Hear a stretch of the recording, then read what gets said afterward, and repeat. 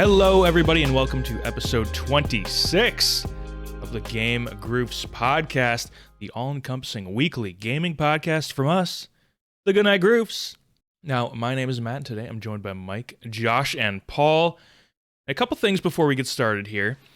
As a Christmas gift to all of our listeners, this episode is going to come out on Friday, December 24th. That's right, Christmas Eve to all, not just patrons. But if you want to get future episodes 2 days early as well, take a look at the Patreon, patreon.com/goodnightgroofs, where the $3 plus tier will get you access to the show 2 days early. Thank you so much to all of our current patrons helping make Goodnight Groofs better every day. We really appreciate you guys. Also, this is going to be the last video podcast for the Game Groofs, at least until further notice. We will be going audio only with our podcasts and focusing strictly on shorter video-specific content for the YouTube channel. Things like Southern Fried Groofs, GG Review, and more coming soon. We have some stuff working right now. We're already on every major podcast app, so just go into your app, search either Game Groofs or Goodnight Groofs, and we'll show right up. So this isn't going to affect people who already listen on the podcast version, which is the majority of the people who listen to this. But anyone watching on YouTube will have to find us on Spotify or some sort of podcast app starting next week. So I just want to make sure everyone is aware of that. In the future, maybe video comes back. We aren't sure, but we'll have to see how things play out. All right, now let's finally get into the show. I'll let the other three finally speak here. Instead of just asking you guys how you're doing this week, I want to ask you all what your peak of the week has been. Paul, with that lovely, lovely background, that Discord background, it looks fantastic. Tell me, please. Do you like the pencil? Because you were ragging on the pencil The earlier. pencil's weird. I don't understand why it's coming out of a mountain. Paul, what is the best thing that happened to you this week, sir? Yeah, there was a lot this week. I usually have nothing happen all week, but this week it was Rachel, my partner's birthday, which was cool. The birthday was okay, but the next day we kind of spilled the birthday into that, and that was nice because we just wanted to do a nothing day, and it didn't really work out. You know, sometimes that doesn't happen, but we watched Lord of the Rings, Fellowship of the Ring, which, you know, because Rachel's a huge LOTR fan. I have always been resistant to Lord of the Rings. Shame. I did enjoy watching the Hobbit movies earlier this year. I know it's not, but I had a fun time, and I was like, okay. And I watched Return of the King, and I was like, okay, I could maybe get into this. I kind of got into it last year. So we watched Fellowship. I paid attention fully this time. I didn't look at my phone. I really got into it, and I had a really nice time, and I'm excited to keep watching it. I might finally kind of get into the Lord of the Rings spirit a little bit, maybe like 20 years late, but we're getting there, and it was fun. I had a blast. But that's not exactly the peak of my week. I'm so close. I'm sorry. I'm also I just got back from this weekend. I'm still kind of in the middle of like babysitting a crazy dog, a Finnish Lapphund, with Rachel, and that's crazy. He's so sweet and cuddly, but he also has this horrible shrieking bark thing. But we finally got him down. All you have to do is take him out in the winter snow and walk him for like 3 hours, and then he kind of settles down. So that's tired. Nice. Then he's finally tired. But the peak of the week, the absolute peak of the week, was Spider-Man No Way Home premiere, which happened Thursday night. I was there, first showing at the theater, 5 p.m. It was so much fun. I can't say anything, but I had a really, really good time. It was a great experience. I keep forgetting, Mike, we gotta rap about this at some point, but yeah, I'm really excited. It was one of those things, I will say, that like there was so much going on that I really enjoyed it, but I need to see it again to like enjoy it as a movie and not just enjoy it for the spectacle, I think. So I'm excited to go back hopefully in the next week or two with my nephew and give it another go. Nice. Well, we're just going to go to Mike next because I have a feeling it's going to be a similar sentiment for the peak of the week. So Mike, what is the best thing that happened for you this week? I would say that it would be Spider-Man No Way Home, but I hated the movie. Absolutely. Just despised it. No. Yeah, I would agree with Paul. I think that's my peak of the week. I mean, I cried a little at it. It was a great movie. It's a great movie on its own, but you know, plus the spectacle that was. So I won't say much else. Yeah, that's my peak of the week. Nothing else can really beat that. Now, you did also have something else happen. You picked up a new piece of hardware. That was a big deal. Yeah, I did. I have an index now. I set it up. It was nice. I used it for all of 5 minutes. I haven't really used it, so it was a lot of updating of the hardware and the software and sitting here and watching it update and not doing anything with it. So Yeah. maybe next week it'll be a peak if I get to use it, which I think I will. Now, I know we've talked about it a little bit, but you have not played Alex yet, right? Or did you play it somewhere like at a friend's house or something? I don't remember. This is my second VR set. Okay, yeah, that's right. Okay. I'm just upgrading, and I will say it is quite an upgrade from a 5-year-old VR set to a modern VR set. Oh my god. The 5 minutes that I played, I was like, wow, this is very different. Awesome. Well, I'm happy for you. I'm glad that Spider-Man was good. I'm excited to see it at some point. I'm not sure if I'm going to see it in theaters. I may just end up waiting. But we'll see. I am looking forward to it. Josh, your peak of the week, sir. Everyone had these great peaks, these wonderful selections. The movie, my week was shit. Oh, work sucked dick. It was busy, stressful. Kayla, the old wife, was stressed as well. It was just a blast. So we've done nothing this weekend. So I'd say the week just fucking ending has been the peak of the week. Yeah. Coming into the weekend, sitting down and just having a shower beer, sipping on a little bit of whiskey. Or a lot of whiskey, depending on who you ask. It's been nice to just chill out this weekend and not worry about a whole lot. Actually, no. We'll be positive. Started The Witcher season 2. Yeah. And it's been a fucking blast. I am loving it. Yeah, I started last night. Episode 1, really good. One of my favorite short stories from the first book. So yeah, it was great, and I'm really looking for. You can totally see the production values way up. It feels like Game of Thrones production value. In earnest, like it's incredible how good it feels, and it makes me, just like the first season, it makes me want to make the fucking mistake and go reinstall Witcher 3 again, and run through the entirety of the beginning of the game, kill the damn Noonwraith, and stop. So we'll see. Yep. I can, without a doubt, guarantee I will be reinstalling The Witcher 3 at some point during this viewing. As far as my peak of the week, it's really just been like Christmas stuff, like watching some Christmas movies, going to see some lights, listening to a bunch of Christmas music. I am full in on the Christmas spirit now. Obviously, I'm wearing this Christmas suit jacket. I do have the full suit. I'm not going with it today, but I do have the full suit. So it's just been a good time. I'm going to try to get as much Christmas out of this week as I can, and just be jolly and merry and have a great time. All right, guys, let's move on to trending topics here. In trending topics, I give our panelists a choice between 3 search terms. They have to tell me which term they think got the most searches over the last 7 days via stats from Google Trends. We'll play 3 quick rounds here. Round 1, Saint Nick, Krampus, or elves? Elves, sure, why not? Probably elves. Yeah, you know what? Just to go off the grain a little bit here, that's not what you say. Against the grain, I'm going to go ahead and say Saint Nick. In a shocking turn of events, it was Krampus. I shit you not. It was Krampus. Who was Googling that still? Great movie, but still. Krampus is on the come up here, apparently. I love that. Maybe in 100, well, 100's short. Maybe 1,000 years, if we're still around, if civilization, I mean, it probably won't. I'm wondering if Krampus will take over as the dominant Christmas. Yeah, possibly. A hostile takeover. It could happen. Yeah, it could happen a lot sooner. All right, round 2. Christmas tree, Christmas lights, or ornaments? Christmas tree. I think people are looking for their Christmas tree. I'm going to say, oh, fuck. Mike? I want to say lights. I'm going to say ornaments. Let's keep it crazy. This one was really close between Christmas tree and Christmas lights, but the answer was Christmas tree. Who is looking for a Christmas tree right now? Remember, a lot of people get it because a real tree. A lot of people get close to the time because they don't want to have it die. I used to get mine 4 days before Christmas when I was growing up. My tree's real, and we've had it since Thanksgiving. Oh, you definitely can, but there's weirdos who wait. It's really chilling. It's chilling right here. It's right there. Just off screen. Great. We did go a little bit out of the way and got an old, ugly ass son of a bitch tree just because we know we're gonna have this thing for 2 weeks and then we're just gonna throw it away. So we're just like, fuck it, let's do that. Now, remember, these are from the last 7 days. So we're recording this episode earlier than we've ever recorded a game group. So we're This literally is actually recording 2020 right now. This is before we recorded anything for this channel. It's so weird.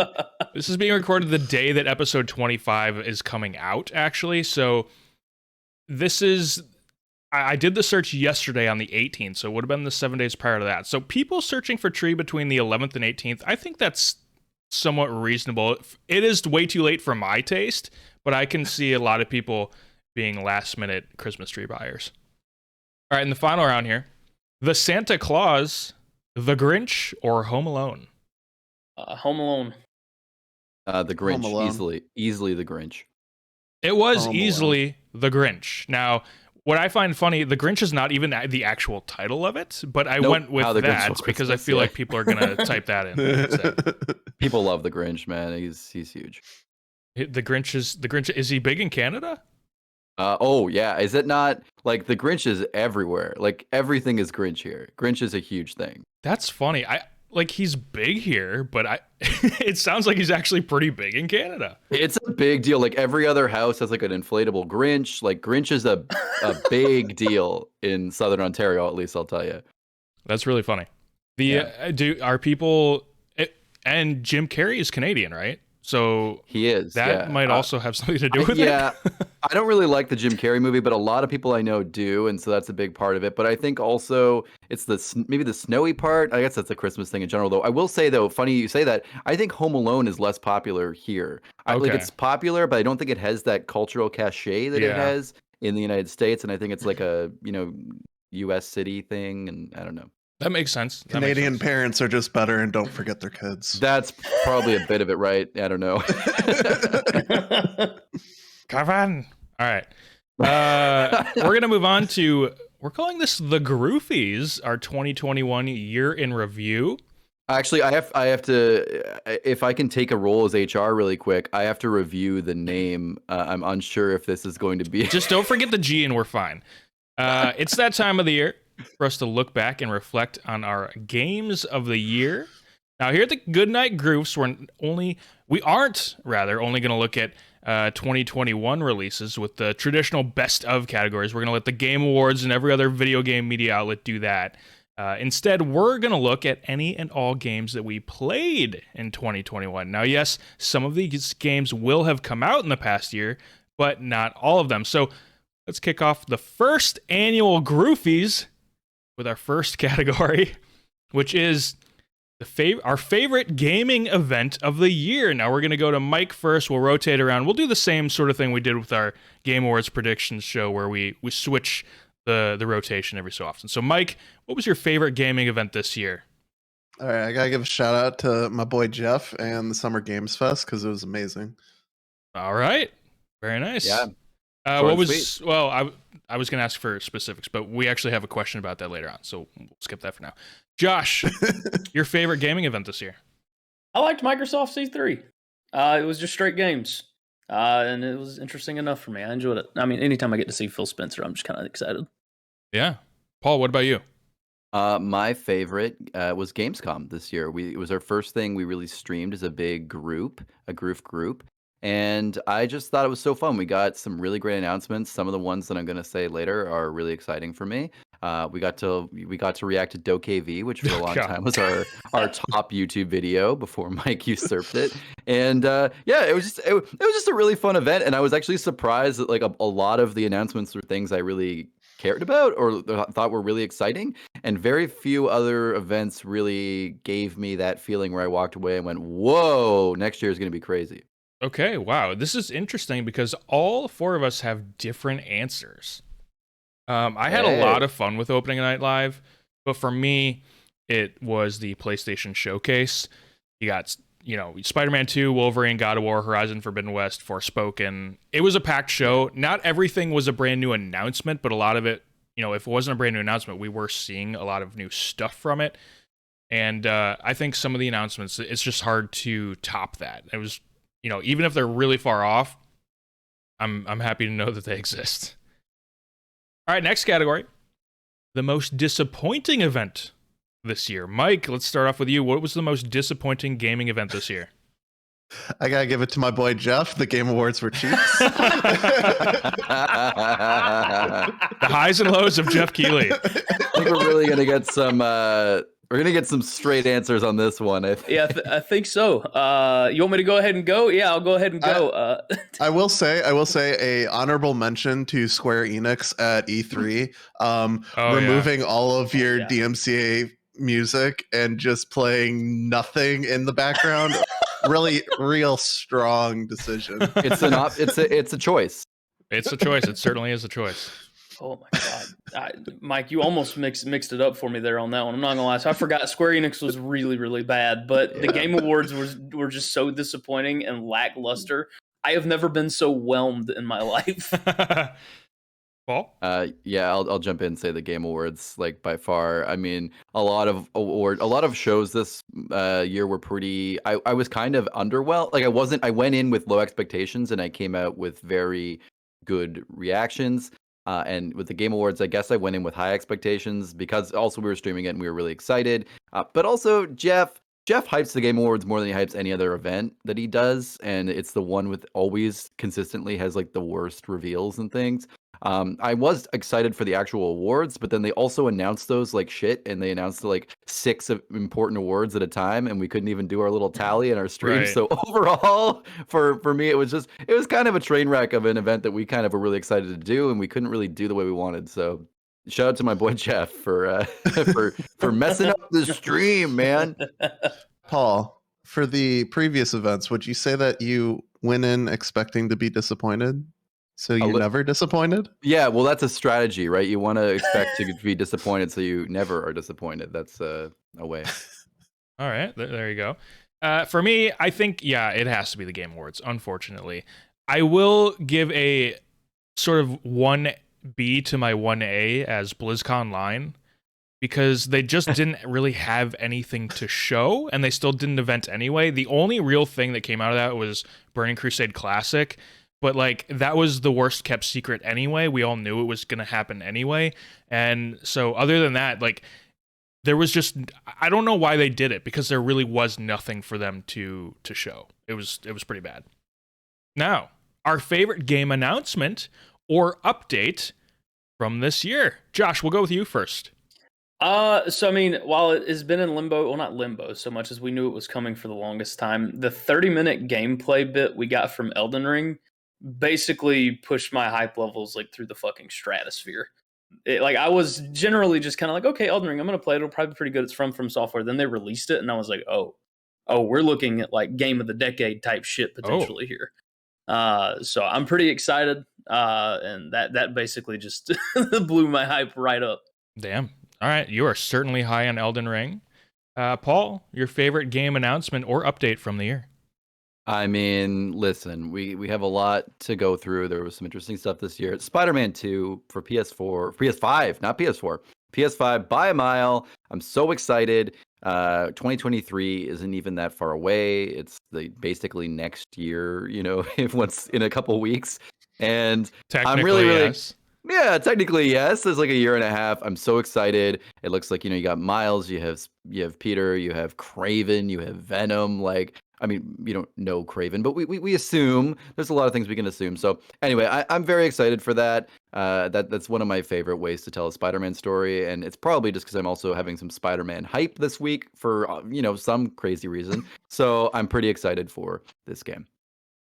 Yeah, similar, but not the same. My answer is Wolverine. Absolutely no question about it. I cannot explain my hype levels for this game.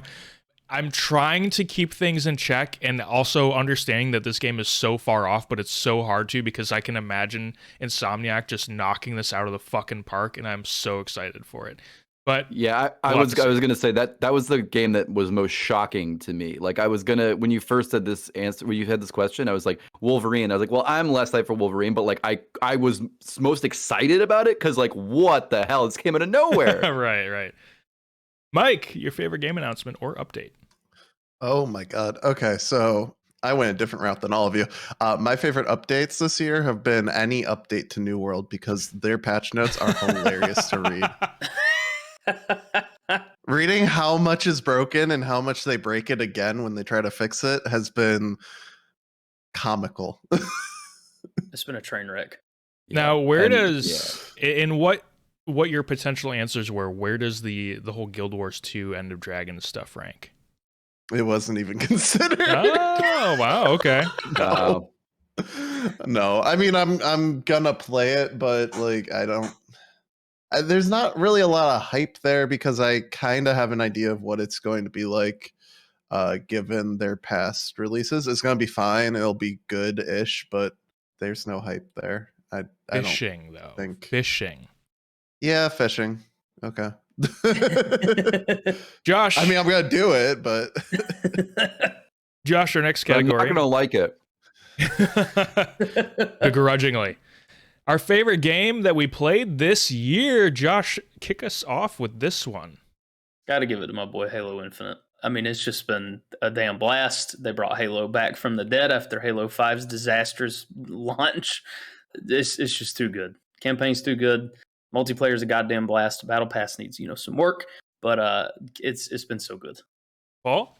Yeah, you know what? At first it was a rocky start. I was a little, butthurt about paying $50 Canadian for it, but after I spent some time, I just really got into New World. And no, I'm just kidding. No, that shit's uninstalled. I Hades was my favorite game that I played this year. I was waiting a long time to play it. We've been through it.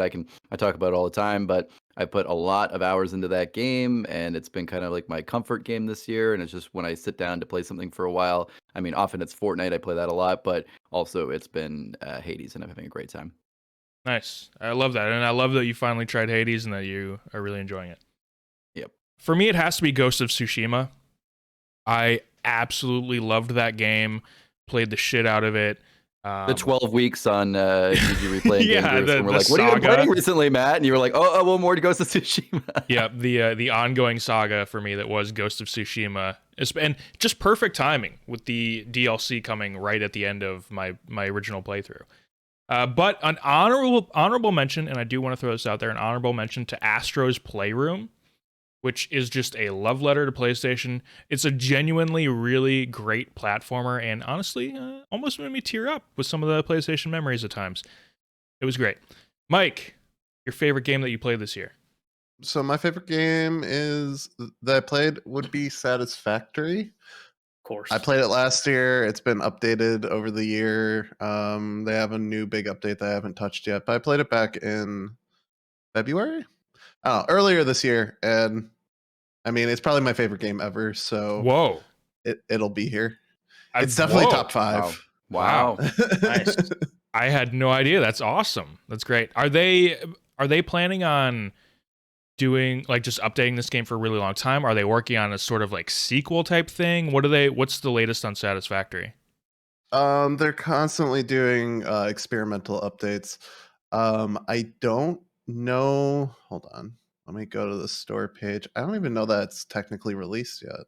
Yeah, it's This still looks- in early access. This Oh. looks super fun. I've never heard of this game, and now I'm interested. It's an absolute Mike game. I didn't realize it was like a favorite game of all time type of Mike game, but is total Mike game. It's turning into favorite game of all time. That's awesome. I love that. I need to play it again. Maybe soon. Let's go to Paul first on this one. Paul, our favorite older game that we played for the first time this year. I haven't played a lot of older games this year. I don't know what older would mean. I assume not like last year. So I had Sonic Adventure 2 in there because that's the oldest game that I kind of got into playing this year. But that I'll take it out because I played it a lot as a youth. I don't know. There's not a lot of like super old games that I played this year. I guess, Sonic was a lot of fun. I did get into some like semi-older games. I played some like weird. I played a bit of like the original Fallouts this year. Oh, okay. I kind of didn't love them, but I know that if I forced myself, I could probably get into it. So I guess that would probably be the closest. I haven't really played a lot of older games this year, so it was kind of a weak year for that for me. That's fair. I definitely think that this was a bit of a tougher question. You had to really think about it because you can't just like look at, well, what released this year? What did I play this year? And if for some of these, it's hard thinking back to like January and February and March of this past year. And Wait, I have an answer. oh, I just remembered. I'm so sorry to interrupt you, but I have an answer. I recently played Guitar Hero 2 Oh, yeah. again for the first time. Well, not first time. So I guess not first time, but That's okay. Go. You can go with I it. have a first time. I have a first time. I played Mario Party on the N64 for the first time. Never played it as a kid. I played it when we played Guitar Hero. I found my old N64. Buddy brought over Mario Party. It kind of sucked. Toadette just totally bodied us. She lapped us 4 times. We were playing on easy, which was kind of shocking. So I think we're just terrible at it. But it's pretty interesting that the controls on the N64 are not great for mini games like that at the time. But also, it's interesting that having like a lot of them require you to have like twin stick or like controlling 2 sticks at once, which at the time was really complicated. But now it's so easy. It's kind of funny Right. going back. Yeah. So that's my. Nice. I like it. Good answer. For me, it was probably Kingdoms of Amalur. So I started playing it at a weird time when I was like moving, and so I didn't pick it up after I moved. But the amount that I played before, I really did enjoy it. It was a good time. It really has this old school MMO feel, but it's a single player RPG, and it had some interesting lore. It's just a really good classic RPG that I think didn't maybe get the love it deserved, but hopefully with the remaster that has come out, people are seeing it again and able to give it some attention. Mike, what about you? Your favorite older game that you played for the first time this year?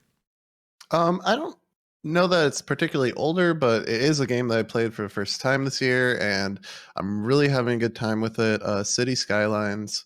I started playing Mini Motorways and then upgraded to City Skylines. I still like Mini Motorways, but City Skylines adds like extra complications to it. More So complexity. I find City Skylines too complicated, but I like Mini Motorways. Yeah, I could see that. I'm having a great time. My city is flourishing. I think I'm making like $3,000 a week off of taxes, so that's really good. It's a good time. I enjoy it. Very nice. I like city builders. Yeah, Turns out. I saw Mini Motorways on Steam, I think, and it does look complicated, but also simple at the same time, like something that I could maybe manage to actually keep track of. So I don't know, something I might be interested in. Josh, what about you? So I don't play a ton of old games because I played Oblivion, but I've played it before. So I'd say the closest it released in 2017. I just want to make sure I wasn't being too ridiculous No, here. that's good. That's fine. Hollow Knight. Oh, Hollow yeah. Knight is so much fun. The music, the atmosphere, the platforming mixed with the Souls-like, it is so good. It's an absolute blast to play. I'm surprised I hadn't picked it up beforehand, but glad I did. All right, next one. We're going to Paul first again here. Our favorite hidden gem that we found this year. I love this. So my answer was something I just played at the tail end of last year, but I'm still going to go ahead and count it because it was just it's in the last year of time. And this was Aviary Attorney on Steam. I don't know if you can definitely call this a hidden gem, but I think it's in the realm of games that I think a lot of people haven't probably played.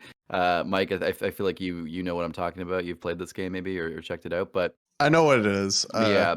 I had an absolute blast playing this game. It's set in like the French, it's set in what is it, the French Revolution. Your birds, it's like sepia toned, and your birds, and they're your bird detective. He's kind of like if you watch like Knives Out, he's like a Benoit Blanc kind of detective. And you have like this guy who helps you out. He's like your Watson Sparrowson, and he's always trying to make bad jokes.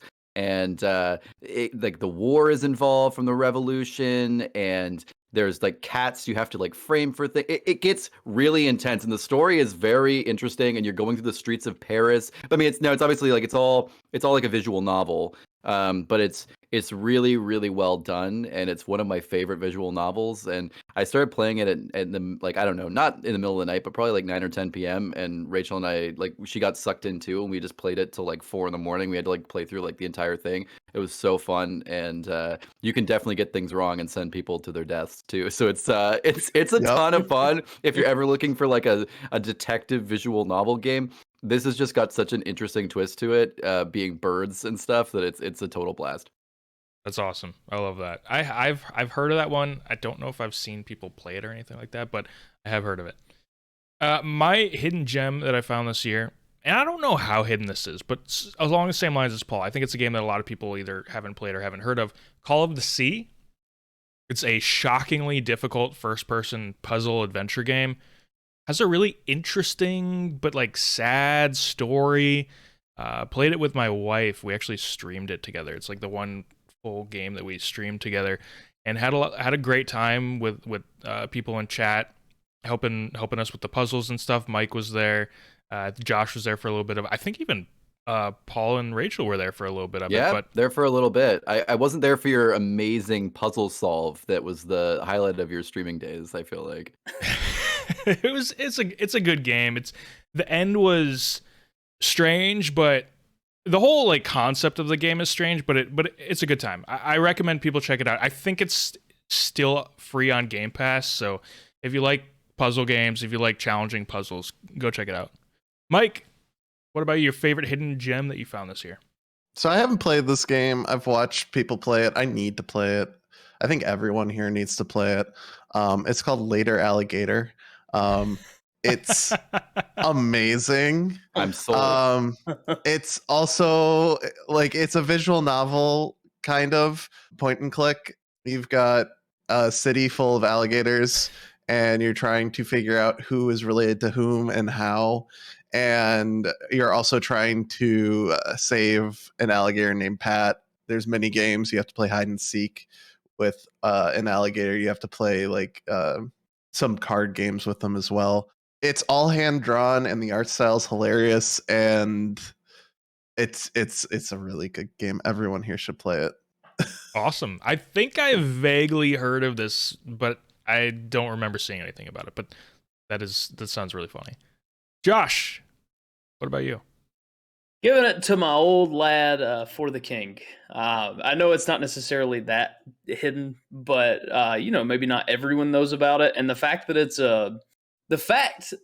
is a turn-based, top-down style game that like I like and actively try to encourage people to play, I think should speak for it enough. Especially if my impatient ass can play it. It's a wonderful, wonderful time. Also, shout out to Southern Fried Groofs. It is one of the closest things that you can get to like a simplified D&D type video game. Mm-hmm. Looks really fun. I haven't played it yet, but I would love to play it at some point. It looks great. Next category, I'll go first with this one. Our game that we loaded up and immediately uninstalled in the fastest amount of time this year. So for me, this is an annual tradition, and that is Black Desert Online.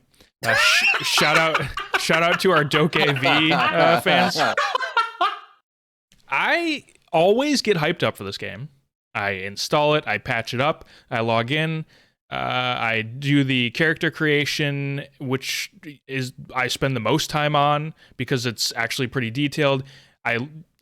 Get in the world, I'm just immediately overwhelmed by the UI and all the weird shit going on, and I just nope right the fuck out of there. And I'm like, I don't want to take the time to, I don't think that this game is good enough for me to dedicate the time to actually learning it. And also, it's pay to win as shit. So it is what it is. I would love if I could just jump in and understand things right away without having to take the time to learn, but that's not the case. I need to stop trying it. I need to just learn my lesson at this point. Bro, that UI is genuinely shocking. You open it up and there's like 50 different panels to choose from. And it's like, what the fuck do any of these do? Yeah. An MMO, because there are always a lot of menus in MMOs, they need to be introduced slowly over time during the tutorial experience. Don't just throw a bunch of open panels to people right away and be like, good fucking luck. Mike, what about you?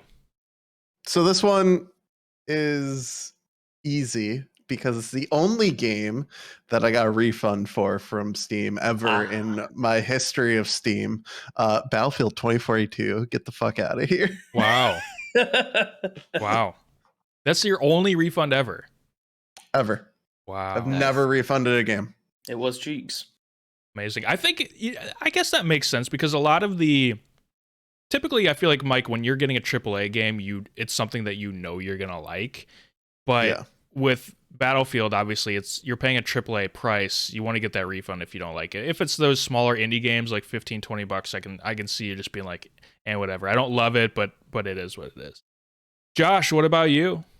So we're gonna go kind of relative in the scope of MMO time. I did put 74 hours into this, but again, MMO time, New World.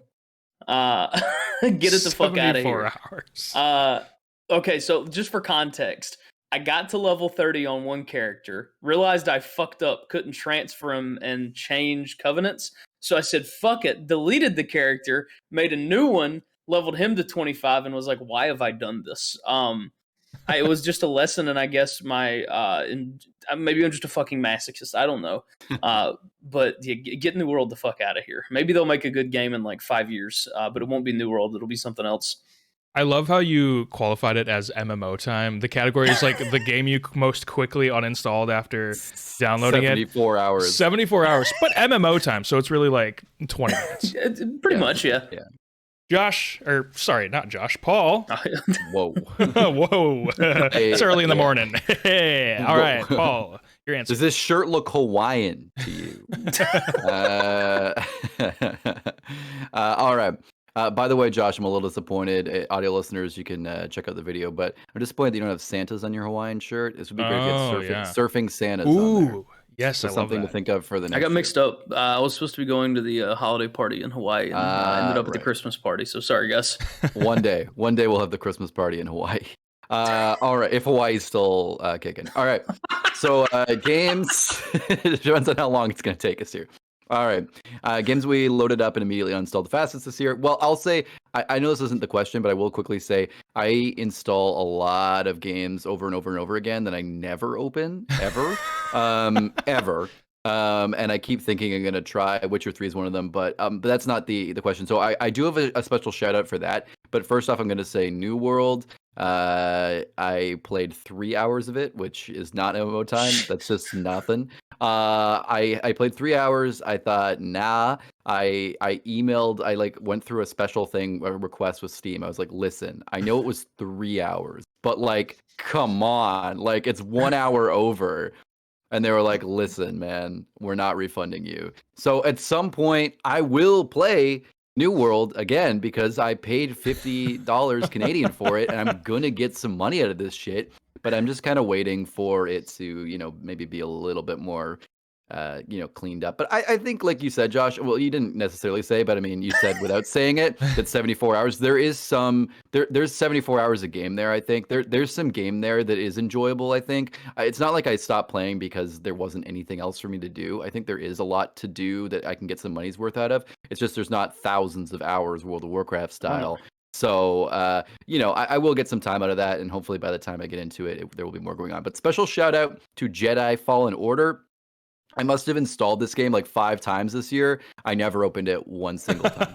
I kept installing it. I ran out of space on my computer. I was like, what can I get rid of? I was like, oh, I've had Jedi Fallen Order on here for I've had it for a week or two. Never even looked at it. I think the thing is I have it free on EA Play through Game Pass. And I never opened the EA launcher, and so I never remember it's there. And then when I do, the only times I remember it's there is the times when I'm trying to clean out my hard drive to play something I'm actively looking to play at the moment. And so anyway, it's more of a fault to EA Play than it is to Jedi Fallen Order. But I will hopefully get in that, especially because I'm looking for something with that kind of Souls-like gameplay a little bit after watching some of Southern Fried Groofs do Dark Souls. I know it's not necessarily a super Soulsy game, but it is kind of along those lines. The dodge mechanics. It's close, yeah. So I'm looking to do something like that. So I will. That's for next year. That's there. Your ISP's like, can this man just fucking play this game already?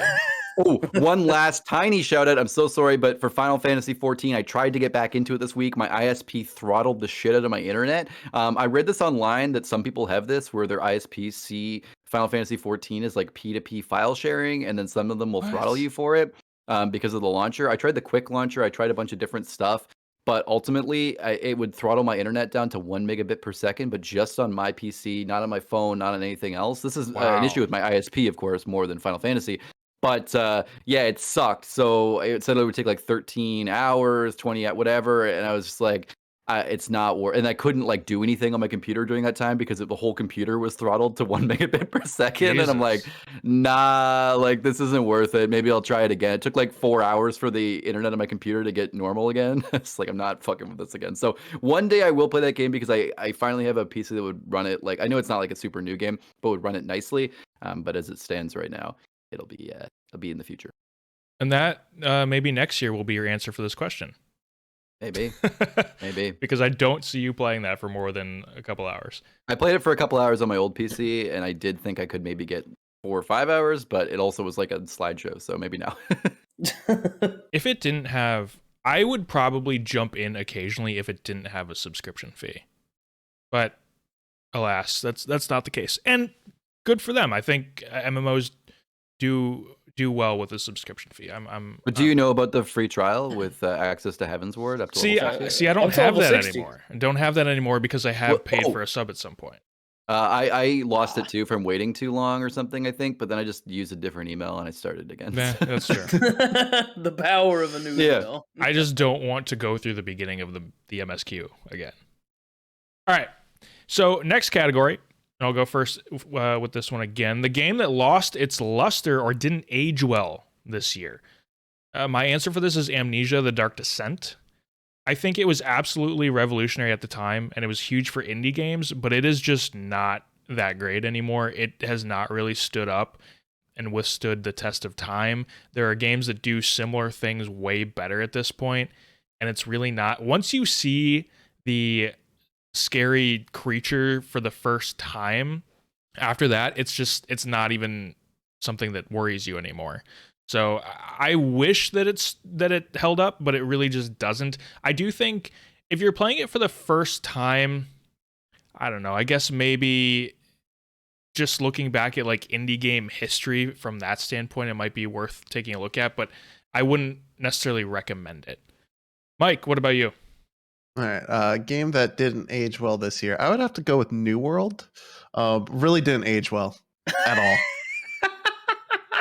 The day it was born didn't age well. It came out and said New World, not Old World. No, you might be speaking too soon, Mike. MMOs usually do find their way at some point. It's going to take a little while. It's lost 90% of its player base. Yeah, but the they can come relaunch. back. Look at Final Fantasy 14.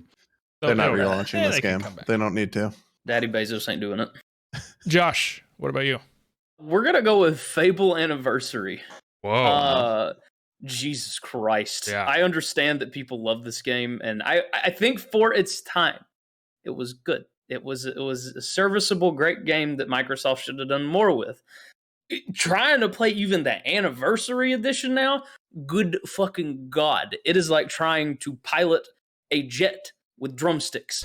It is awful. I mean, some of the moments are funny. Like it's cute for sure. It is a slog. It is not worth trying to fucking work your way through. Just to beat an old ass game. Cool. Yeah, totally fair. I'm going to go ahead and say a bit of a controversial answer. World of Warcraft. It lost its luster, didn't age well this year. I'll say lost its luster in the sense that, listen, I know there's still money coming in, but there are a ton of people, diehard fans, who have moved to Final Fantasy or saying they're reluctant to playing it or playing. I think Classic is losing its luster. I mean, Burning Crusade Classic came out. Seasons of Mastery is cool, but there's still a ton of people saying, listen, I'm kind of getting tired of it. Do something a little bit different, to do something a little bit. Now, I know these are, ultra fans. I think ultimately they're still making money, but I think in the grand scheme of being a WoW fan, it's losing its luster for some people. And I'll also say didn't age well in the sense that you look back now at some of the stuff in old WoW and you start to kind of look at it from a different perspective, knowing what came out this year, specifically looking at that weird mountain in Nomuragon that looks like a lady's behind. I don't know if anyone saw that on Reddit, but that was there's a very shapely figure in the mountains. I recently I did resub for the first time since all the allegations came out just last week because I just wanted to go in and goof around. I played for not 24 hours, but I played for like a few hours within the 24-hour period, like a day, and then I just kind of stopped I haven't played since. I'm sure I will at some point, but I knew that would happen. I'd resub and I'd be like, oh, okay, I went in, I'm back in the world. I had my hit of dopamine. Right. I'll get back into it. But I just miss being. It sucks because I miss being home. I'm like Azeroth feels like a home to me. I hate that. Like it sounds dorky, but I'll be out in the world. I'll go on like a nice drive somewhere, and I'll always be to like Rachel. I'll be like, that looks like Howling Fjord. Like this mountain or this like place reminds me of this place in Elwyn Forest. Like my first travel memories as a kid were like traveling around Azeroth. And so now when I see things in real life, I mostly compare them to stuff in Azeroth. And it sucks to like feel kind of weird going there or just like not have a lot to do when I go there. And I know that's not necessarily the case and I haven't exhausted the gameplay, but it just feels like it's kind of losing some luster this year. I think that's a good answer. I mean, WoW definitely took a downturn this year, no question about that. And I agree with you. Like it feels like home. I'm sure Josh feels the same way. And it is funny that you mentioned the comparing real life places to places in WoW because yeah, that is what has happened for my whole life since I started playing the game. Yeah, it's really nice that I'm with someone who like also like not like a diehard WoW player, but someone who also loves like going to different places in WoW and sightseeing because I can go like, oh, this reminds me of this place in WoW, and Rachel will be like, oh yeah, like I know that place, and I'm like, oh, because I do it so much. All right, next category. Mike is gonna go first on this one. Mike, our most played second screen game. Yeah, this was difficult for me because I don't play a lot of games and watch something on the side. But I guess I would give this to Loop Hero. Loop Hero was amazing, and it was easy to set up a loop and then go do something else, watch something on YouTube, and then go back to the game. So gotta give it to Loop Hero. Really good game. Easily one of the top indies of the year, if not the best one. But you know, Kenna is apparently really good too. I guess it is good. It is good. I don't know if it's just good. That's the key. It's not great. Technically, it's the best indie game of the year. Yeah, well, technically, Dark Souls is the greatest game of all time. I would say that Kana definitely straddles that good and great line. It is close. It's just there's stuff missing. A sequel is what really excites me though. Josh, what about you? It's an easy one. Y'all know where this is going. It's World of Warcraft. I will grind out. I'll just chill out. I'll do dailies. I'll do anything. Put on a YouTube video. Bada bing, bada boom. All right, there you go. That's no other explanation needed. Paul, what about you? Game that I played most in the second screen. Listen, I also like a little WoW grinding because I don't have to pay attention. But my God, come on, let's talk about Bubble Shooter. I've had many a nice time sitting at this desk. I'll wake up a bit earlier. Rachel likes to do a sleep in on the weekend. I'll be here. I've been watching my 4 or 5 hour videos reviewing every episode of iCarly. And I will, a show I've never seen. Thank you. Shout out to Quentin Reviews. And I will play Bubble Shooter over here on the side. I'll play that over here. I'll drink my coffee and I'll do that for like 3 hours. And that's it. I hesitate to sit and watch like any YouTube videos that are longer than 10 minutes. Unless I'm going to sit down with some coffee. I got Bubble Shooter. I got my thing up here. And I could do that for way too long. Paul, I'm actually, so I'm on the App Store right now. I typed in Bubble Shooter. There's like 20 versions of this game. There are. So I don't do it on my phone. Actually, I do have a Bubble Shooter on my phone that I use. I believe it's called, give me 1 second because I want to shout it out correctly. Because it's the best version. It's the one that's like the one online. It's called just Bubble Shooter. Yeah, there's like 30 of them. No. It's the one that looks like, and the website is shooter-bubble.com. That is the definitive Bubble Shooter. It was on Flash, which I liked for a long time because it scaled in a certain way. Now it's on HTML5. I've come around. It runs nicely on that too. Thank God they took the transition to Flash.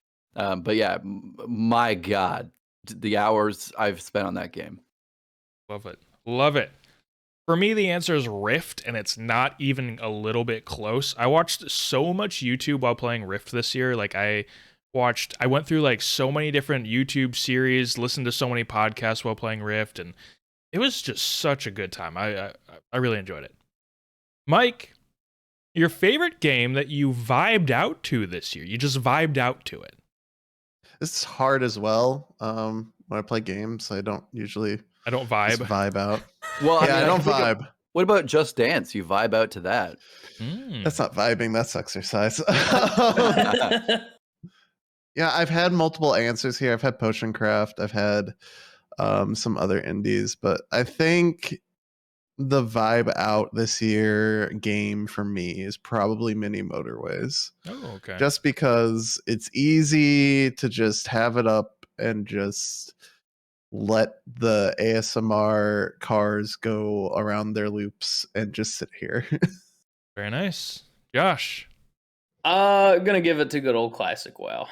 It was easy to just sit down, grind out some levels, chill with the boys. It was nice.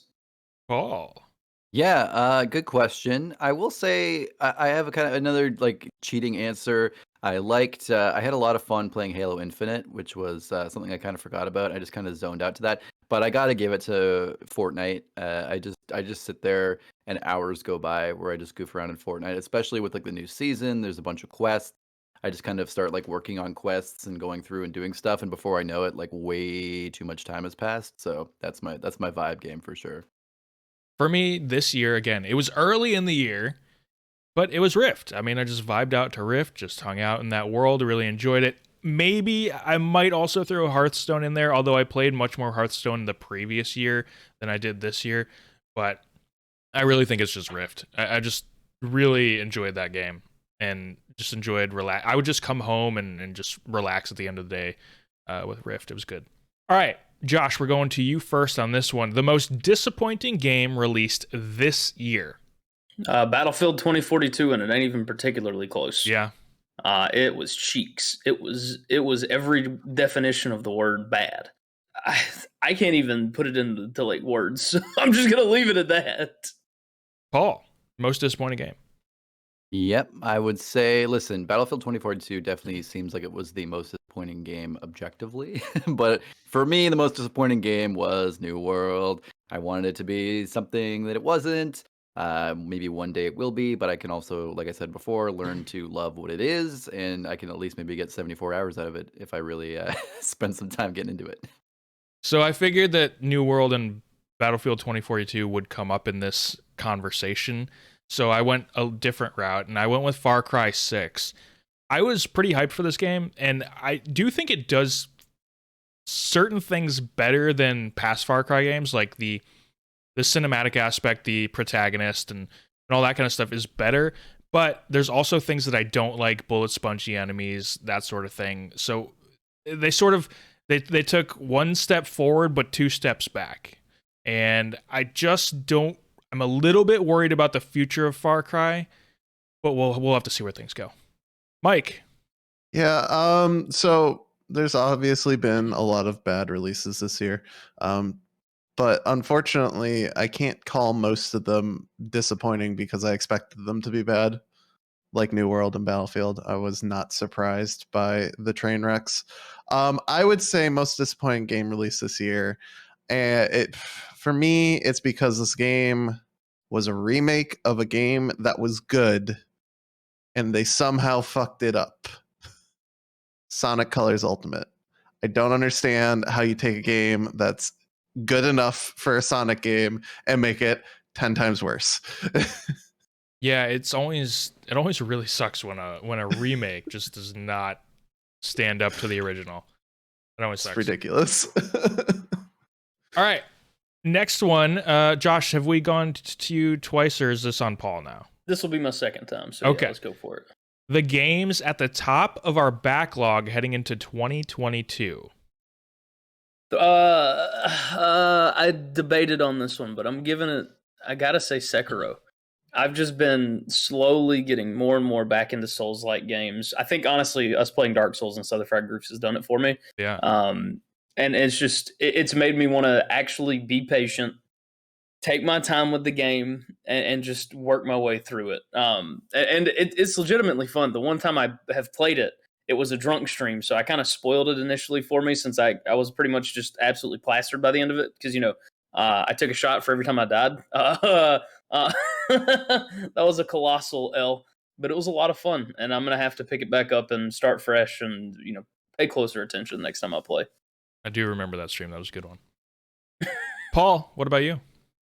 Yeah, I have a couple I mean, there's a lot I want to play next year, but backlog for sure right now. Stuff that just got added to Game Pass that I'm really, really excited about. Games I've been wanting to play for a while. I think I want to start the year out chill. So Lake finally got added to Game Pass, which is something that we thought on release should have been a Game Pass game. Not a game that is maybe finished or a game enough that I would pay money for it. But on Game Pass, I'm super, super excited to get into it and just be a chill postal delivery person and hang out in my tiny little lake town. Also, Firewatch also just got added to Game Oh, Pass. love that I'm game. crazy late on Firewatch, crazy late, but it's on Game Pass. And Matt, I know you've been telling me to play it for a long time. So yeah, I'm excited. Again, not like super game, but like a very good experience that I'm really, really excited for. Same with Artful Escape. I just gotta I've been wanting that game for years. I know now coming out that it's not much of a game. It's more of an experience. But again, I'm just gonna spend a few hours with these games, and kind of go through them and just have that nice experience, which I'm really excited for. And last time, shout out again to Sable. I'm gonna get back into Sable because you know what? I just thought it was a really, really unique experience, and I really want to, like I'm saying, I want to get into these games where I kind of vibe out and just have this kind of zen time with them. And Sable was the game for me this year that had that ultimate level of that. It was just a little too buggy, but I know that's been something that's fixed a bit more now. No platinum for Firewatch. Like, I get it. I'm disappointed, but I get it. For me, it's Psychonauts 2. That's probably at the top, and then A Plague Tale: Innocence, which has been near or at the top for a while now since it became free on PlayStation Plus. So it's I'll get to it at some point. I will get to it at some point. Definitely before the sequel comes out, whenever that is. All right, Mike. Wait, you didn't answer this one yet? Go for it. No. Games at the top of your backlog. For me, I think it's gonna be Resident Evil 8. I haven't played it yet. I want to play it really badly. I need to finish 7. I'm a third of the way through it, but I really want to play 8. I've not seen anything. I've tried to avoid as many spoilers as possible because I want to play it for myself. So Yeah, Resident Evil Village is the first time I've ever actually looked at Resident Evil and been like, I do actually really want to play that. So we'll see if I do it at any point. But it looks good. All right, Paul, start us off with the video game character of the year. I had a lot of difficult answers for it was really hard for me to come up with something, and I kind of just came up off the top of my noggin, but I'm happy with it. And that character for me is Sable. I just really liked Sable, the girl. Again, it's a game I want to get into a little bit more. But I just loved her design was so cool. The way you could customize her outfits, her just personality. I know it was kind of a character stand-in, but she was just going on this coming of age story, and that's something that I love myself. Love a nice Bildungsroman. And it was just a totally cool, unique character to me. And yeah, so I mean, I'm sure there's a lot of better answers, but that just kind of popped into my head, and I'm happy with it. Interesting. I never even thought like that the character was named Sable or that it was even really about the character at all. So that's interesting. Yeah. My answer is now I'm not sure there's any one single other character that had a bigger year than this one, and that's Jinx. I just think she is the video game character of the year. I don't think any other character blew up as big as she did, and so I'm giving it to her. Jinx. I think you mean Powder. Powder. I think you mean Vi and Caitlyn ship. That's what I think you mean. I think they all had really big years, but I think They Jinx definitely, with all the Yeah. Fortnite skins and crossover stuff, I think she came out on top. I'm so surprised you didn't say. I was waiting for that big pause for you to say Master Chief. No, So funny. but I think that's a legitimate option. answer. I went with Jinx. My answer for video game character of the year, I think he had a really good second coming. Really grew as a character. Raz from Psychonauts 2. Ooh. Completely grew as a psychonaut, and went through a lot of life-changing moments in his game and stopped lighting the squirrels on fire. Oh, which thank is God. always Thank God. good. Josh, what about you? Video game character of the year? I gotta give it to Master Chief. Of I mean, course. I talked about Halo briefly in the last Game Groofs, and I just really like how he feels older. He feels a little more tired and almost ready to be done with it, and it just is nice. Honorable mention, though, to the answer I was going to give, which is the Grunts and Marines in Halo Infinite. Truly masterpieces of characters. Incredible, incredible characters. I don't know if this is a spoiler, but I saw like an article saying like you listen to what the grunts say before you shoot them. They say things like they have conversations. I saw something about that too. Yeah, they literally just like blabber on about either bullshit or sometimes they'll just straight up talk about shit that's going on. I love that. That's funny. Paul, your favorite game that released this year. So this is technically your 2021 game of the year, or at least the one that you most enjoyed. Honestly, I just didn't play a lot of games that released this year, I think is fair to say. I just went out with something that I think is going to age the best and excite me, and it's going to be something I really get into. And that was Halo Infinite. It's Halo Infinite. It was a huge game. It's a huge release. I'm excited to get more into it. It's something that I'm kind of putting off a little bit, but since I'm such a backlog gamer, there just wasn't enough going on for me. I will say a special shout out as an honorable mention to Valheim. I love the shit out of Valheim, and I will get back into playing that as well at some point. It wasn't like unique enough to, I think, be like the best in its genre or something, but it was really, really cool and definitely one of the releases that I bought like immediately and played, which I don't do often with games lately. Valheim it also benefited from being one of those high value propositions because it's $20 and it's so much game. So that was a big deal. It takes up so little space on your hard drive. You can download it in seconds. Like that also has like a value to it, which is cool. Totally. Totally. Jesus. Voice crack. It's early in the morning. It is. Yeah. All right. My favorite game that released this year. It's still early, but I've already had a lot of fun with it. It's Halo Infinite. I will say It Takes Two may eventually take the cake for this one, but I'm only about halfway through the game. I still need to finish it. Really enjoying it a lot, and it is totally an up my alley sort of game. Like every single moment of the game, I'm just like wowed by it. It does some really cool things, some really cool environments that they built that you can just play around in. It is such a good game. But for now, it's Halo Infinite. We'll all have to revisit this one a little bit later. Mike, how about you? Yeah, I would agree. I said it before, I'll say it again. It Takes Two is probably the most fun I've had in a game. I don't think it's my favorite game, though. I hate the story. I think it was poorly executed, and I hate the characters. My favorite game so far, and I've played very little of it, but I think it's going to be my favorite game. It was between Returnal and Psychonauts 2, and I'm going to give it to Psychonauts 2. I'm just so surprised by everything in it. The depth of the story, the care that they take in dealing with the issues that the story is going through, and just the characters themselves are kind of hilarious in a cheeky type of way. I've really enjoyed it, and the gameplay is very solid, extremely solid for a 3D platformer. So, man, I am so excited to get to it. I think I'm gonna love it. Josh, what about you? Y'all want to answer for me? Paul, Matt? Battlefield 2042. Battlefield 2042? Battlefield. Yeah, I really love the operators they put in the game. They don't suck complete ass or anything. Yeah, it's Halo Infinite. It's not even a question.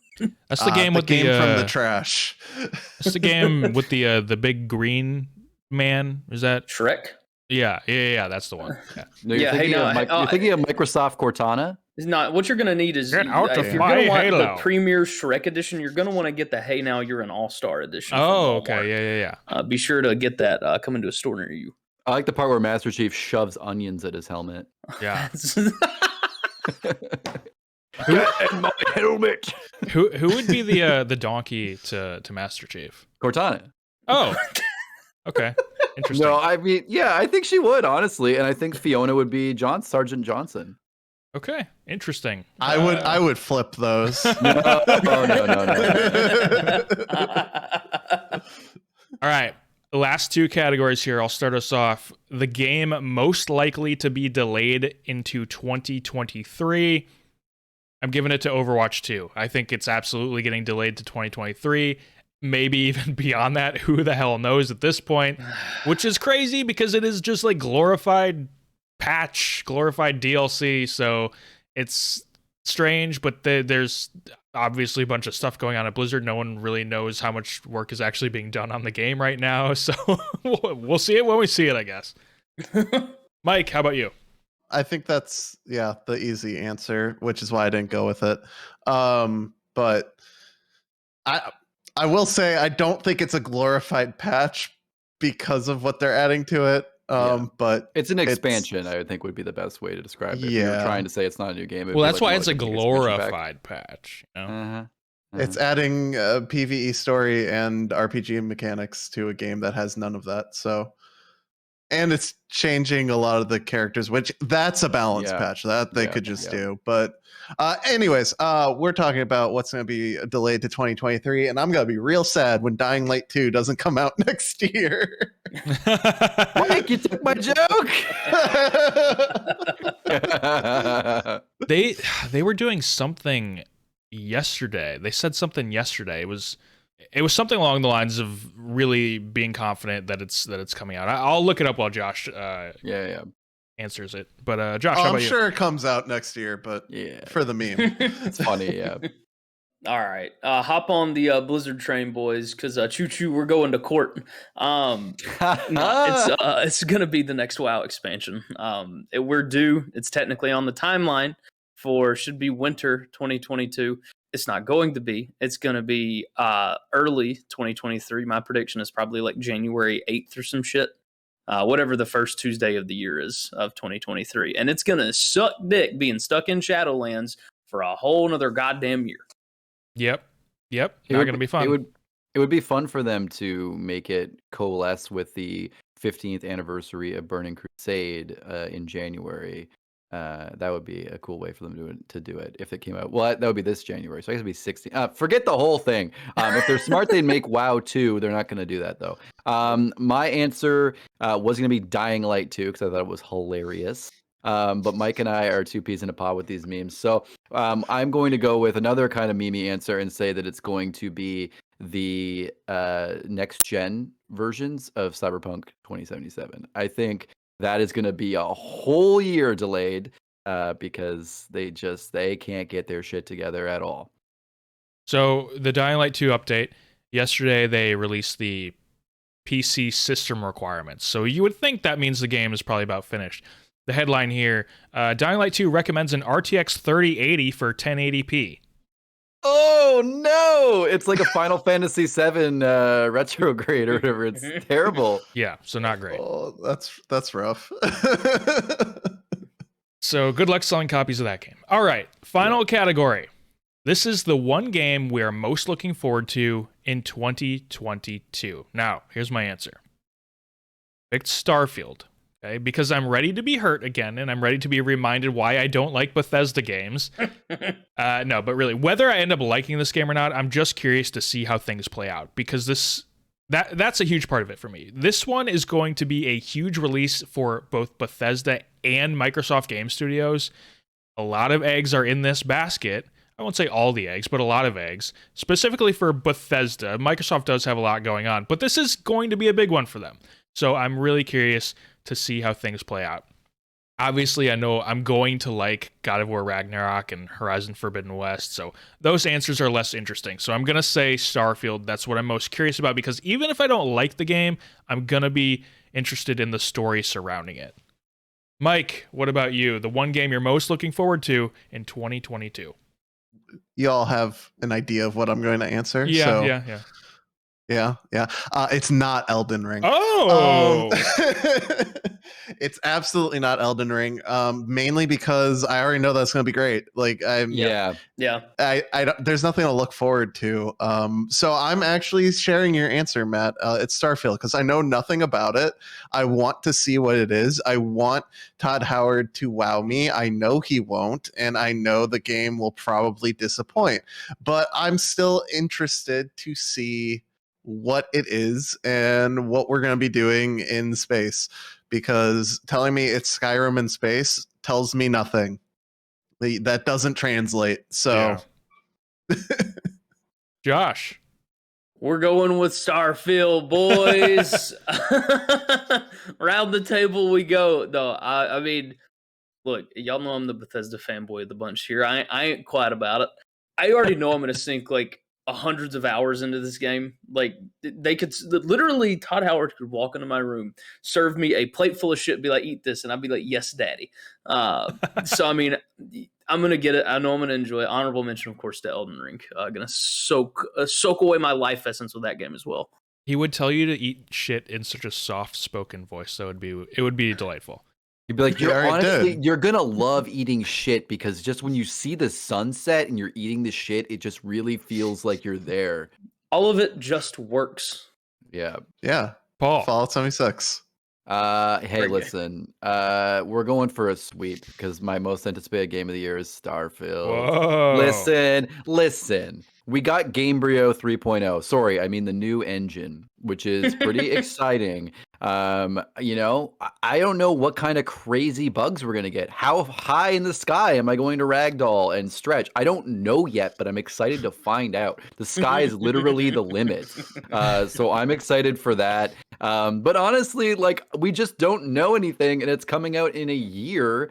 Less than a year now, which is really cool. We know basically nothing. We're going to know a lot more, so I think we're just going to get like bombarded with they made us wait, and now this next year is just going to be update, gameplay, all this crazy stuff, and I think it's just going to be the most fun thing to follow because I think a lot of other games, aren't going to give us as much hype train. I think God of War Ragnarok is going to show us a cool like story trailer, and then it's going to release stuff like that. I don't think they're going to do the hype, and I think I'm excited for the Todd hype, and I just think this could be. I'm ready to be heard again, Matt. I think this could be something big. This has the potential to take hundreds of hours of my life away, and I want that because it's been a long time since I've had a Fallout game I really, really got into truly. Or not Fallout, sorry, Bethesda game, but I was thinking Fallout 3. Fallout 3 I spent an inordinate amount of time playing. I couldn't really get into Skyrim. I got into Fallout 4, but I played a lot of these games. I'm so excited for Starfield, even though I don't know, but I feel like it might disappoint me a lot. We'll have to wait and see. I do know this E3, Microsoft's press conference, is going to be really fun. Oh, yeah. I mean, there's no way it's not.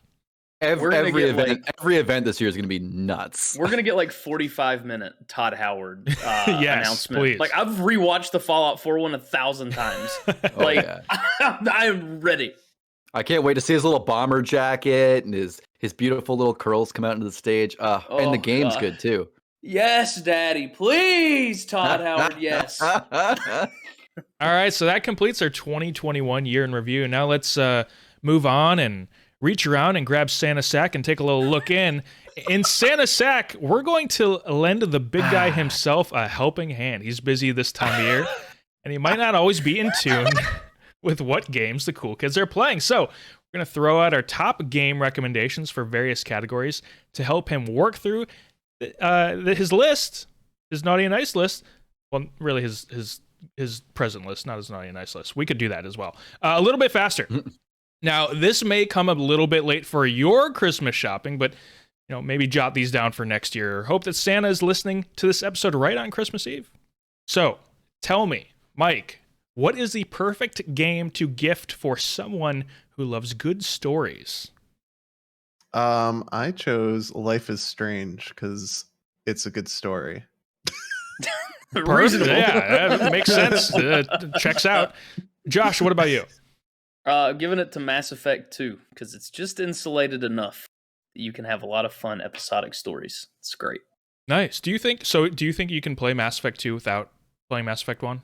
Yeah, 100%. When they space you at the beginning of the game, it basically all bets are off and it just creates an entirely new story. Oh, okay, cool. But it plays off the main overarching, Reaper story. Paul, how about you?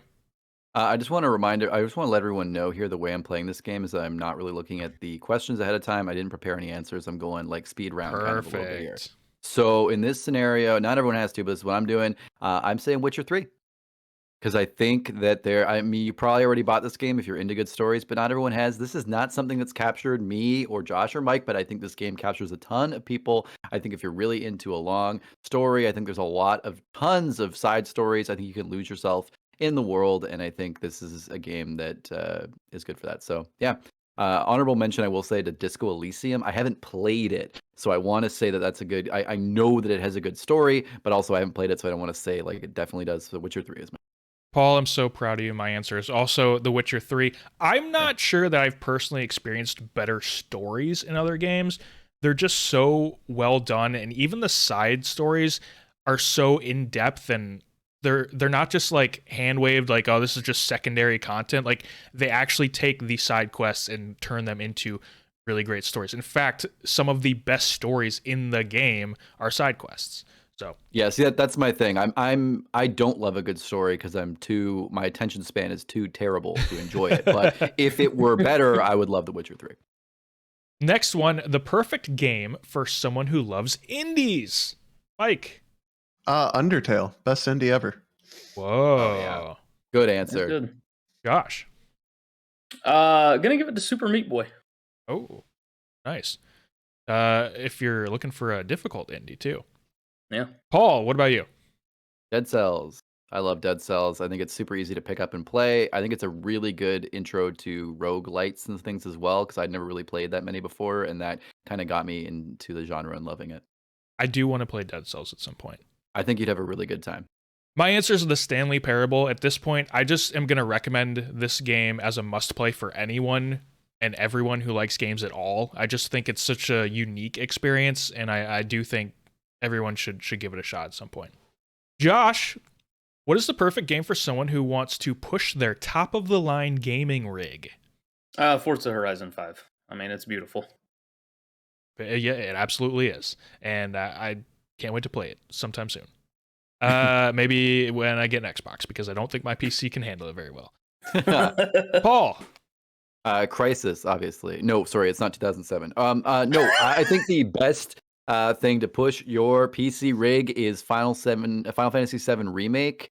Right now, it can barely run 1080p on a 3090, so you're really going to be pushing what your PC can do with that game. Perfect. Awesome. My answer is Red Dead Redemption 2. It's still one of the best looking games out there. If not the best, it's certainly the best looking open world game, without a doubt. I mean, there's nothing that can really compare. So if you're looking to push your rig, Red Dead Redemption 2, and you're going to see some beautiful vistas and environments as well. Mike, what about you? So I went with Half-Life Alyx if you have a VR setup. If you don't, then I would recommend Skyrim with every single mod installed. Yeah. Every single That'll do mod. it. Especially the Thomas the Tank Engine. Train engine. Yeah. Tank engine? What is it? Macho Man, Randy Savage, Dragon Ball. There's the one that I always laugh at, the Tim Allen Home Improvement, where you open the doors. I mean, we could go all day with this, but I gotta say the mud crabs that cuss when you fucking hit them. Oh yeah, they just go, oh fuck. That's good. That's good. All right, Josh. Perfect game for someone who loves good music. I've harped on and on about this game. You motherfuckers need to play it if you haven't already. Nier Automata. It's got the best music out, bar none. Beats just about every game. Wow. Oh, me. My answer is Undertale. I think the music in Undertale is a lot of fun. It's not something I've played a deep amount of, but all the music I hear really hypes me up. It makes the battles. I think you can't even really enjoy the game without music. And Megalovania absolutely slaps, and I listen to it in the car regularly, even though I've never even done the boss fight. It fills you with determination. That's interesting. I feel like I just don't know enough about Undertale, because I would never have guessed that it even... I thought that music would have been an afterthought, so that's interesting. It is more music than it is anything else. Oh, really? Okay. Then it's not part of the story or anything, but it's just like it's such a huge part of the vibe and the ambience. I know it's a very different kind of game. I should give it a shot at some point. Yeah. My answer is BioShock Infinite. Just insanely well done covers in that game. Great instrumental soundtrack as well. It's just great. A great game for music. There are clearly people who worked on this game who really wanted to make music a big part of it, and it's a good game as well. So check it out. Mike, how about you? Yeah, I'm with Paul. Undertale. Toby Fox is an amazing composer. There's a reason why even orchestras play his music from Undertale. Megalovania is just the cusp of all of the, like, Megalovania is the meme, but there is so much in that game. Death by Glamour. I can't think of all of them. The Temmie one is great. There's just every area, every enemy has its own like musical track, and they're amazing. I really had no idea. That's crazy. I don't know how I didn't know that. Know that music was such a big deal. Now you know something for Santa's sack. So that's true. Yeah. Santa, please. All right. Paul, the perfect game, and I'm glad that we're going to you first on this. The perfect game for someone always on the go. Someone always on the go. Pokemon Go.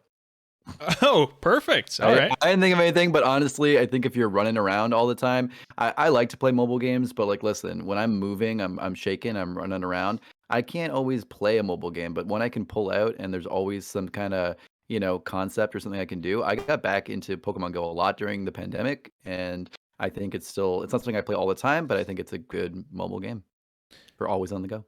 So I said Wild Rift or Hearthstone. I haven't played Wild Rift yet. I've played like some of the tutorial. I've keep meaning to get to it. I will at some point. So either that or Hearthstone. I think if you're looking for competitive on the go, or just get someone to Switch with the Super Mario Odyssey, because that's a fucking phenomenal game, and I can't believe you can just play it on a portable console. It's crazy.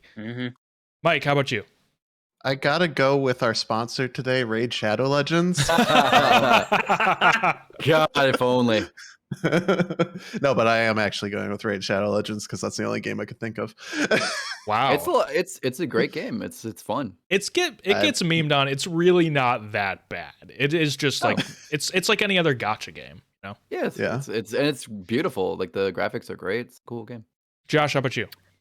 If you have a Switch, Super Mario 3D World Bowser's Fury. It's really, really good. Or if you don't and you're going mobile, be a weeb. Go play some Genshin Impact. Have a blast. Do it. All right. Paul, perfect game for someone who enjoys a power fantasy. Spider-Man from the PlayStation 4 or 5. If you have PlayStation 5, if you're one of those lucky few, definitely get the whole Ultimate Edition with Miles Morales and the remaster of Spider-Man for the PS4. What a treat. It's not something I haven't played the PS5 version, but I know it would be buttery smooth. But any version of that just makes me, I'm not going to say it makes me feel like Spider-Man, makes me feel very powerful, and it's just awesome. I mean, a special shout out, I will say, to, if this still existed, Incredible Hulk Ultimate Destruction or whatever, that was the most powerful I've ever felt in a superhero game. You could literally punch all the sides of a building and the whole building would come down in New York, which was pretty cool. It's like Rampage. So if it were 2006, I'd say that, but otherwise Spider-Man. I was going to say Spider-Man as well. I'll change it up and I'll say God of War. It really makes you feel like a God of War. So I'll go with that. The feeling of using that axe, Leviathan axe, there's not much like it in games. Mike, how about you? The fact that Marvel's Avengers couldn't get that right and feeling like that is a huge sadness for the Thor character in that game. I mean, obviously that's not something they were going to do, but if that had felt like the Leviathan axe, I would have just played the game. Mike, what about you? I also am going with Spider-Man, but specifically the Miles Morales version, because his Venom powers are ridiculous, and especially if you get, if you do a New Game Plus, just swinging into a crime scene and doing your Venom overload and just walking away because the crime scene is over. You can go fully invisible and just leave a stealth mission and come back, and if you get caught, so you just are so powerful as Miles. Miles is ridiculous. I'm interested to see what they do to make Peter feel just as ridiculous. They're giving him the little Waldos on his back. If this was 2006, I would have said prototype. We nice. Should, let's everyone do if it were 2006 answer. Let's see what we're doing here. Josh, what about you? Gonna go with Doom Eternal. It's basically just Master Chief on crack cocaine. Yep. It's so good. That's a good answer. I like that. All right. I'll go first with this one. The perfect game for someone who wants a challenge. I went a little bit different with it. It's a different kind of challenge. I went with The Witness. So if you like puzzles at all, The Witness is definitely an immersive puzzle experience. Mike. That's a really good answer. I went with Celeste. I keep saying that I 100% of the game, and I'm realizing now that I haven't. And I don't know that I will, but it's a really good game. It has varying degrees of challenge, so you can, do what you want with it. But if you're looking for a bigger challenge, it just keeps getting harder and harder the more you look for one. That's a great answer. Mm-hmm. Celeste I own Celeste. I have never even installed it because I know I will have no shot at actually being any good at it. Maybe someday. We'll see. Josh, the what pattern about you? recognition's not bad. Like I got decently far, and I'm pretty terrible at 2D platformers. Yeah, we're going with the easy answer, Dark Souls 3, but that's just because it's the one difficult game that like has genuinely like made me want to play games at a more difficult level. Just because of how satisfying and rewarding it is to beat certain bosses and finally get over certain humps. It's the pinnacle of difficult games. Very nice. From my personal experience, I'll say Hades because I had some difficulty with that, but also it can be very easy. The answer I'll give, just that I think objectively is one of the better challenges this game year, even though it's not something I've played, is Returnal. That game is frustratingly punishing from what I've seen, and it is just very, very difficult, but extremely rewarding. So I think if you are someone who loves that kind of gameplay, Returnal is bar none the best for that. Returnal, the least finished game of the year. Exactly. Also mentioned earlier, and this is probably why it had so many people excited about it for awards, Resident Evil Village, the most completed game of the year. So a lot of people played and completed. Next category, the perfect game for someone who just wants to explore. Now, my answer, it's the same too for this sort of thing every time from me. It's Sea of Thieves and Conan Exiles, especially if you're playing with friends. Both of these games, the exploration is just so amazing. Specifically Conan Exiles, the different biomes with Sea of Thieves, just seeing all the different islands. There are so many of them. There's so much to explore. Both games get a ton of updates. Love them both. If you're looking to explore new worlds, those are my two recommendations. Mike, how about you? Yeah, unfortunately, I can't agree with those statements because I don't have friends. So I'm gonna go with Valheim. I think Valheim's a really good exploration game on top of the crafting and the building. There's tons of biomes. They added a new biome, I believe, and it's good. I would have gone with Skyrim, but I think Valheim is just better. Nice. Josh. Which unfortunately leads to my answer. Yep. Well, see, here's the thing. I really was desperately trying to find another answer just so I wouldn't be the fucking Bethesda Blizzard Andy that I am. But I am. I mean, I have spent countless hours exploring in Skyrim. I've done it multiple times over. Exploring is just entirely rediscovering it all again on another playthrough. So go do it. I mean, pretty much everybody has Skyrim, but do it again. Yeah, totally. I think the top three answers that I had trouble deciding between were Sea of Thieves, Conan Exiles, and Valheim. So thank you to you two for taking those. But yeah, I mean, Matt, we've had the most fun ever exploring in those two games. I mean, just some of the most unadulterated fun I've had has been in Sea of Thieves, and Conan Exiles comes into a close second just because of that pandemic play we had last year. So much fun. But also Valheim, oh my god, the way they reward exploration or kind of punish you, I guess, because you can't like take ores through the portals, so you have to go out into like crazy experiences and come back with them. But I'll just give a special shout out to Minecraft. If for some reason you have not played Minecraft and you're into that voxel style of gameplay, I mean, the world is massive. They're still updating it like crazy. They've just done some massive updates to biomes and the way that they like the way they go into each other and Oh, wow. blend. So now, like, as you get to a snowy area, it starts to slowly get snowier and the trees die and stuff. Oh. Like, it's not just a hard line anymore. So I mean, that game is still being iterated on, and there's so many wonderful things. So I mean, if you're into that style and you haven't exhausted yourself on Minecraft, there is just thousands of hours to go on there for exploration alone. I love that answer, and I love the little Minecraft update that you gave us, because I didn't know about that. That's awesome. Yeah. Mike, start us off with the perfect game for someone with a lot of time on their hands. All right, so my original answer for this was The Witcher 3, but then I remembered it ends at the Noon Wraith. So that's not really like Heyo. a long game. I'm gonna go with Skyrim. I've watched my dad put in like 300 hours on this game, so if he can do that, literally anyone can. So yeah. Nice. I love that. Josh. So I guess could go with the traditional. Go play classic WoW, but no. We're going with a Rocket League. You can really refine your tactics, but it takes some time to get good at Rocket League. You could be 100 hours in and still be like a silver Andy and be struggling to hit most shots. It takes some time to get good at it, but once you do, it is satisfying as hell. Nice. I love that answer. It's one of those where it just takes a long time to master, and if you got the time to put in, you could be pretty good at it. Paul, how about you?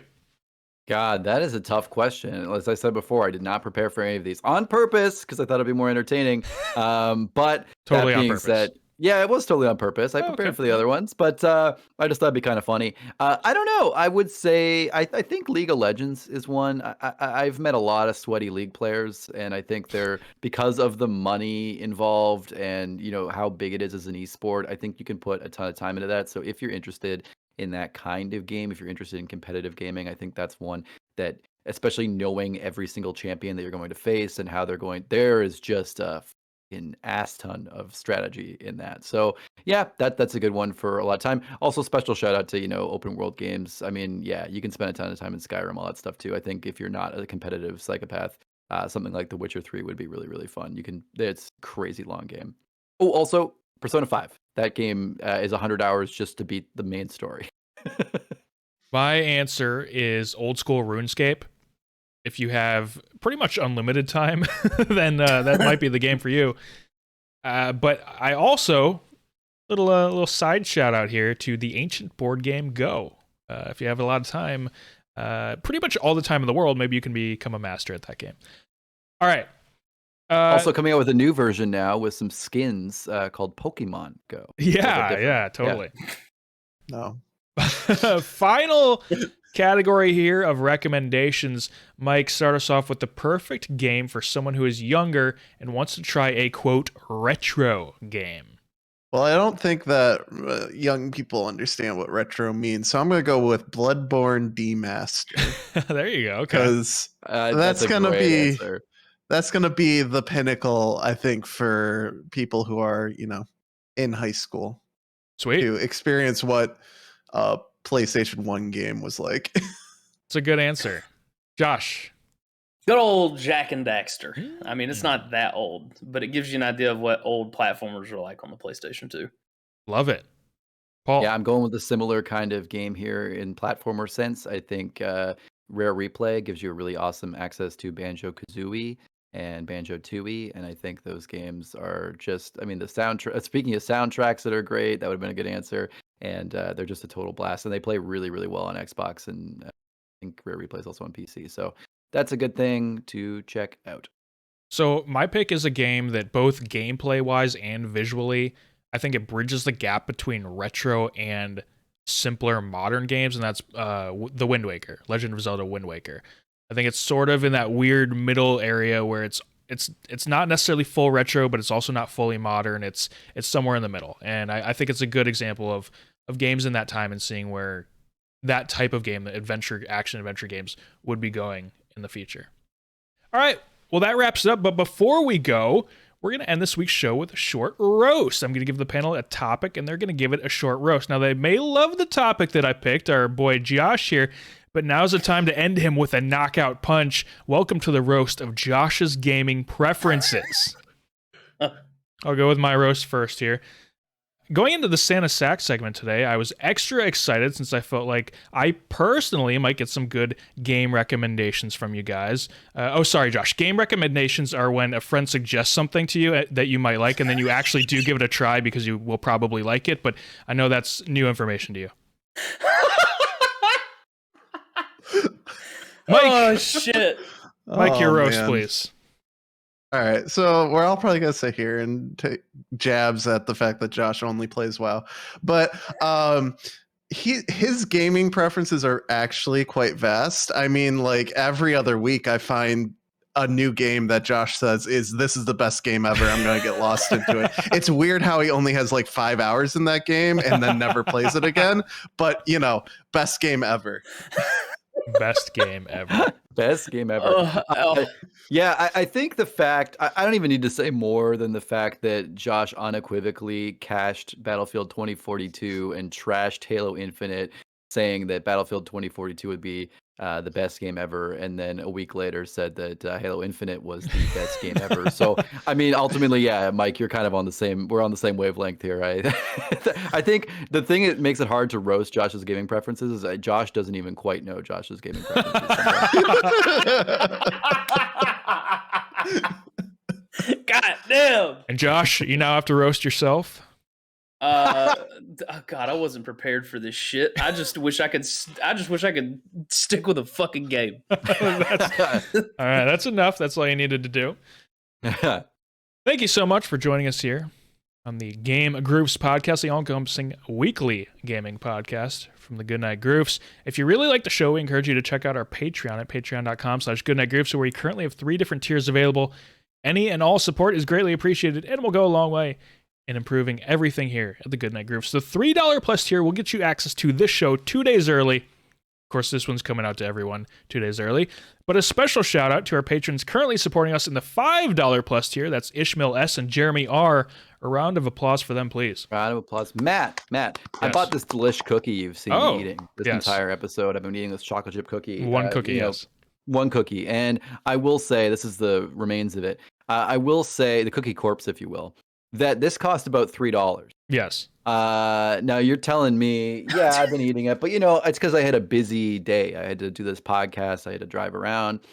I could maybe sup upon the mana of Game Groofs and use that to sustain me. And that only costs $3. I could get that on a Friday, because right now I wouldn't even be listening to Game Groofs yet. It's early on Sunday. It might not be out quite yet. I could have already had that access. Wow.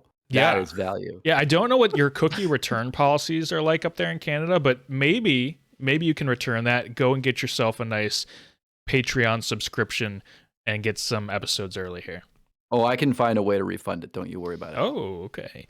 We also ask that you take a couple minutes to drop a 5-star review on Apple Podcasts. Now, even if you don't listen to the show on Apple Podcasts, you got to go into the Apple Podcasts, give the review there. That's where the reviews really matter for the podcast. Unfortunately, that's just how it works. Leave a like and comment on the YouTube video. This is the last one you can do that for now. Everything helps us, but we really appreciate everything that you guys do. If you're out there on an Android phone and you somehow figure out a way to get on Apple Podcasts, I think you can download it, give us a 5-star review, and say you were coming from an Android phone. I'll give you a little virtual kissy. So there you go. And you can use internet browsers, so you don't have to use the phone. Make sure to check out goodnightgroofs.com for all of our content, where you'll find this podcast, GG Replay, Southern Fried Groofs, game reviews, and more. Guys, any last thoughts? If you're baking a cake, don't forget the eggs. Also, Merry Christmas and Happy Holidays to everyone out there on behalf of all of the Goodnight Groofs. That can't be our ending. That'll do it for us here today. Gentlemen, thank you for joining me. Merry Christmas, everyone. Remember to put eggs in your cakes.